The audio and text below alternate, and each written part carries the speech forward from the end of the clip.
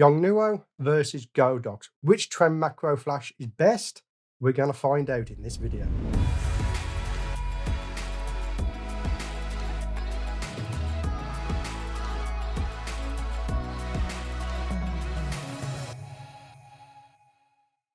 Hello, my name's Stuart Wood and welcome to this video. If this is your first time here, then click the subscribe button, click like, leave me a comment if you wish to.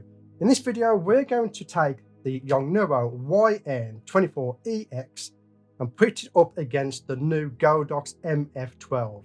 Now, I've had both of these flashes for some time now, and quite frankly, it's very hard to choose between which system is best for you. So I'm going to break this down. I'm going to talk about what they do that's the same. I'm then going to talk about the differences between each flash and whether you should go for the one over the other. Check out the links in the description for the full specs and current prices of both of these models. So the Yongnuo YN24EX is basically a clone of the Canon MT24EX. That is a very expensive flash, so the Yongnuo is a budget version of that flash, and a lot of people do like it, myself included. The Godox is basically a rip-off of the Meiki MT24 twin macro flash, which coincidentally is a rip-off of the Nikon twin macro flash. So both of these flashes have a TTL mode and a manual mode. Both of these units come with modelling lights, or some people like to call them LED focusing lights. However, there are slight differences, and I will come to that in a minute. Both have a colour temperature of 5600 Kelvin. They both have flash ratio control and a power of 8 levels that goes from full power, which is 1:1, to 1/128th power. They both have instrumental fine tuning. They both have rear curtain sync. They can both be triggered via a test button if you wish to. They both produce fantastic light, but they also both need diffusing at the same time. Check out some of my other videos for diffusing options for both of these flashes. Both flashes, they're brilliant, they do the job, but they have their quirks and their differences, which is what I want to talk about now to try and help you choose which system is best for you. So the prices for that option is currently you can get the Yongnuo for around £130 to £150. The Godox goes into several £100 depending on how many heads you buy. Again, check the links in the description for both of these for their current prices. The Yongnuo is an old flash. And that being said, if you've got an older camera like this camera I have here, this is the 650D that it's currently on, you will run perfectly fine with that flash in TTL mode. It will do the job perfectly great. However, the Yongnuo is not fully compatible with newer Canon cameras because Canon have updated their flash protocols. This is hampered by the fact that you cannot update the firmware on the Yongnuo twin macro flash. The TTL does not work properly. It constantly underexposes and it constantly misses shots. So my advice to you would be, if you've got an expensive camera, go for the Godox. It's newer, it's more updated, and it is more compatible. And I'm pretty sure if you can afford something like the EOS R, you can afford the several £100 for the Godox. If you're a beginner at macro photography and you want to up your game from natural lights or the standard speed lights, and you want to get a twin macro flash, then I'd go for the Yongnuo. It's an affordable option for you. So this next one is a bit of a bane for people. The Yongnuo is currently only available or compatible with Canon cameras. And again, older Canon cameras. Newer Canon cameras like the mirrorless EOS R, it's not compatible with. It will work in manual mode, but not TTL. And it's not just the mirrorless. The 90D, which is DSLR, is also not compatible with the Yongnuo, and that's from reports I've received from users trying it out. The Godox is compatible with Nikon, Sony, Canon, Fujifilm, Olympus and Panasonic. And what you do is you buy the trigger that is compatible with your camera. So if you've got a Sony or a Nikon, you'll be wanting to go for the Godox. If you're a Canon user, you've got a decision to make depending on how old your camera is. Again, if you can afford an expensive camera, then you can afford the Godox to go with it. So both of these systems come with adapters that fit onto the front of your lenses. However, they are slightly different. The Yongnuo goes from 52mm to a 67mm thread natively, and the Godox goes from 49mm to 77mm. So out the box, the Godox will fit a wider range of lenses. However, if you want the Yongnuo and your filter thread isn't there, you can just get a step up or step down ring to help fit it onto your lens. So the Yongnuo runs on 4 AA batteries. Now I use the Panasonic Ennoloop Pros. These are 2,500 milliamps in strength. Now with these are actually quite old. These are a couple of years old. But out of them, I get near enough 200 full power shots. From the Godox, we have built-in batteries. They're internal. You can't get to them. They are rechargeable via USB-C. But out of those, I get almost 500 shots. I get 483 on my last test. But both of those tests are done with the modeling lights on. So it'll be a toss-up between having a system where you only get 200 shots. However, you can swap the batteries out. So technically, if you've got 4 sets of batteries, you're getting 800 shots. And these rechargeable batteries only take just over an hour to recharge, compared to the Godox that has a built-in battery, which when you run out of power, you're going to have to plug it into a USB bank or the mains, and it takes several hours to recharge those. So if you're doing a lot of shots out in the field, I'd recommend you go with the Yongnuo, because you can change the batteries. If you're like me and you only take a couple of 100 shots when you're out and about, then the Godox will be a perfect solution for you.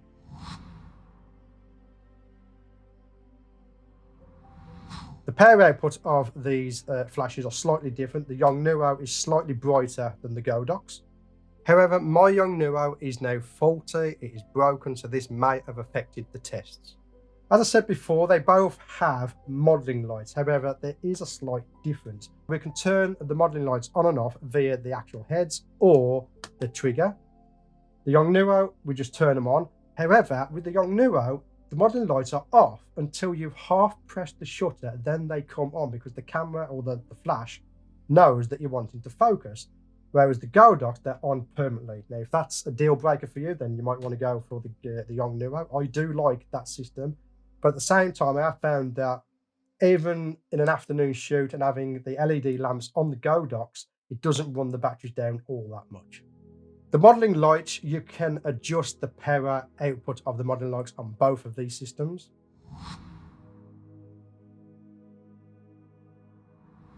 So let's talk about the recycle time of each of these. Out the box with AA batteries, the Yongnuo's recycle time at full power is around 3 seconds. Again, adding the battery pack can reduce that recycle time.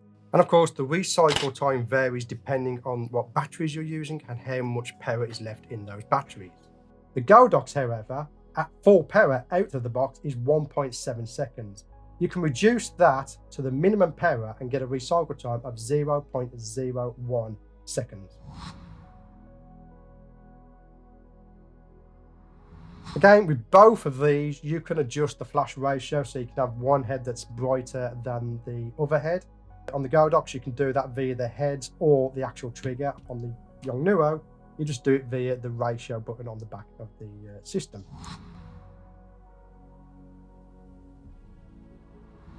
So another question that I wanted to answer is frame rate. If you set your camera to a high-speed continuous burst, what can you do with these systems?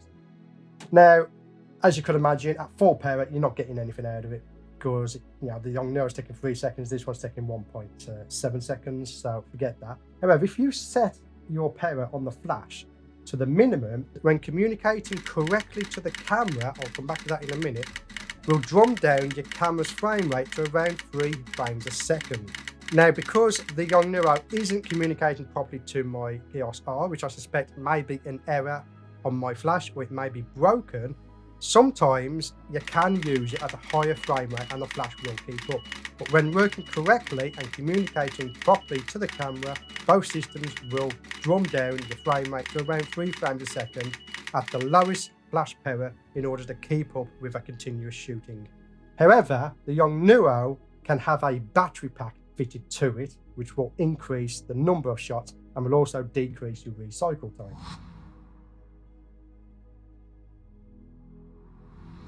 So the Yongnuo has a hot shoe interface. It fits on top of your camera. It has a PC sync port, external charging port, which is great for adding a battery pack, which will increase the amount of shots that you can get, and it will also reduce your recycle time. The Godox are wireless from the trigger. I'll get onto the trigger in a minute because that's a little bit of a bane for people who want to buy the Godox.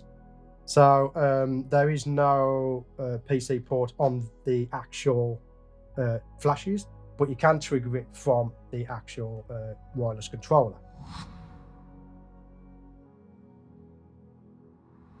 So the number of heads on the Yongnuo is 2. You cannot alter that. That is what you get.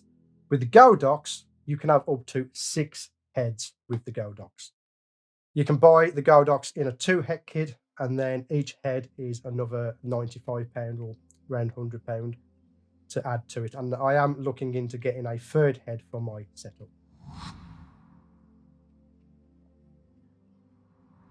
Another interesting fact is the Godox is a wireless system, the Yongnuo is wired. So if you want to take the heads off of your system, you can place these onto little tripods, have them on a desktop setup, and it's all wireless. You can do it with the Yongnuo, but it's very limited in how far you can go. I can go to probably, now I can stretch it out that far, but you're going to have the elastic effect of the wire. It just pulls them back. So I'm probably talking about 1 foot away from the your camera. However, the Godox can go up to 30 meters. Now make sure if you've got the trigger to set the distance from 100 meters to 30 meters so that your system is more compatible, but you can go up to 30 meters. So if you've got a situation where you need a light right over here and your camera's here, you can do that with the Godox system. So with that respect, if you need wireless, you're going to want to go for the Godox. On the Godox, you've got 5 groups that you can change the power levels on, with 32 different channels that you can set your flashes up to.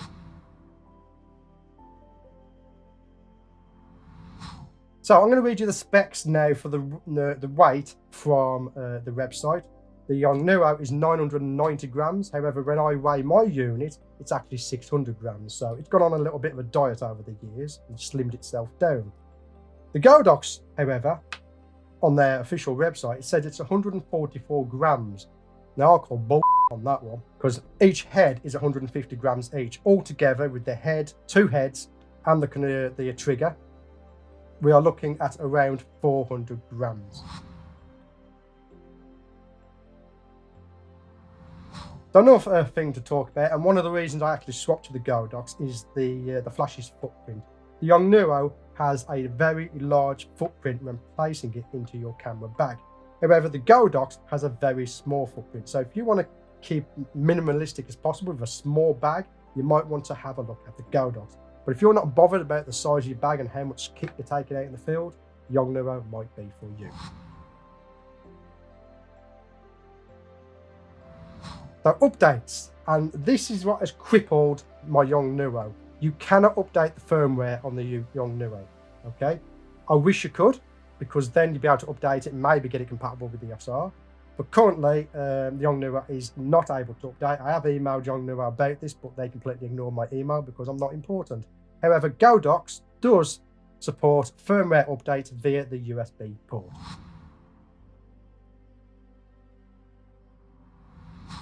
Let's talk about the elephant in the room, and that is this little guy here, okay? So when you go out onto the website, you buy the Godox, you get that, which is the heads. You don't get the trigger, okay? You have to buy the trigger separately, and of course, you buy the trigger that is compatible for your system.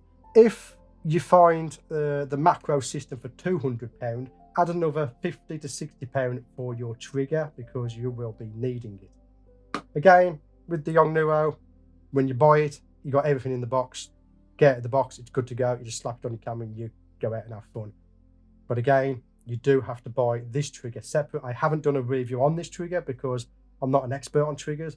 But as far as I can see, apart from changing the distance from 100 to 30 meters in here for this particular flash, it works out of the box, it works brilliantly, and it hasn't missed a beat.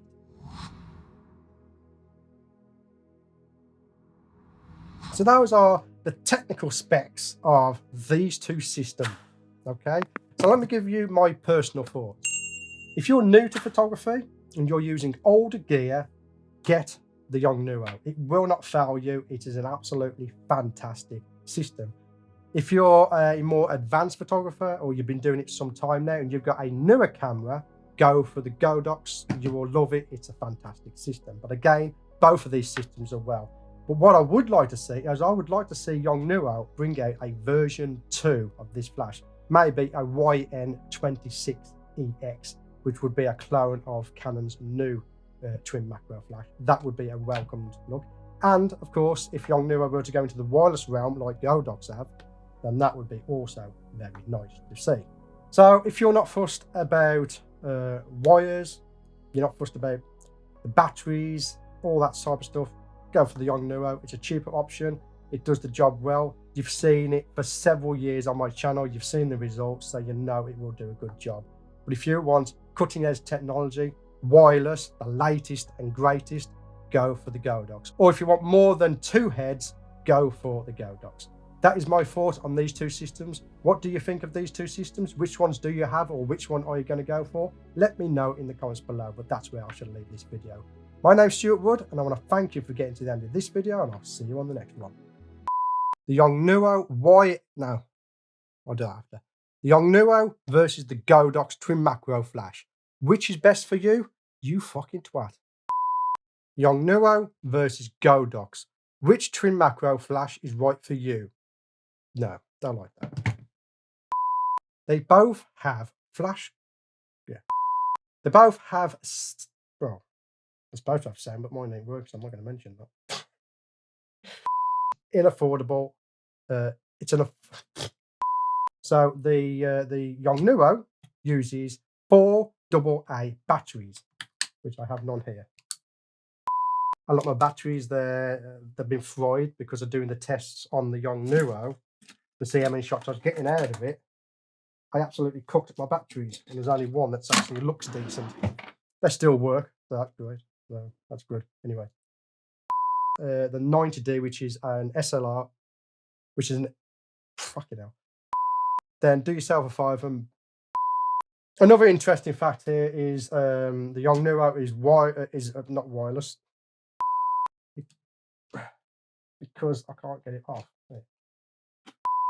With the wireless system on the Godox, you have 5 groups, so you can have 5 groups, obviously. Don't know why I'm complaining for. I got it for free anyway, so. But I'd be pissed if I had to buy it.